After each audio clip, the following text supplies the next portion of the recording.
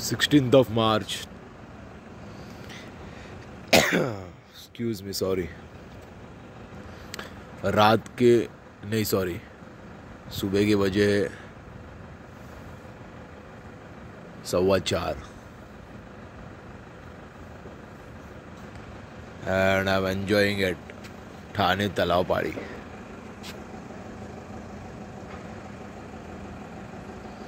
महाराजांना मानाचा मुजरा असावा, पण आता जरा मावळे हायफाय मध्ये चाललेत. क्षमा पण असावी. पण ठाण्यामध्ये हुकूम बजवायचा आहे, राज्य करायचे. So it is necessary. आणि जेव्हा भरोसा तुटतो त्या टायमाला तर हे सगळं आवश्यक होतं. करायलाच पाहिजे. ज्यांना त्यांची जागा समजायला पाहिजे. आपण किती पण आपल्या स्वतःवरती ताबा ठेवला तरी हे जग आपल्याला जगून देत नाही. जगाला शिकवायचं भेंचूत जगायचं कसं, त्याशिवाय तर गत्यंतर नाही ना आपल्याला, काय है ना.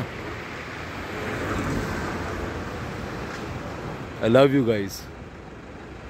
Party is on. Heart is broken. Trust has been scattered. But I'm still alive.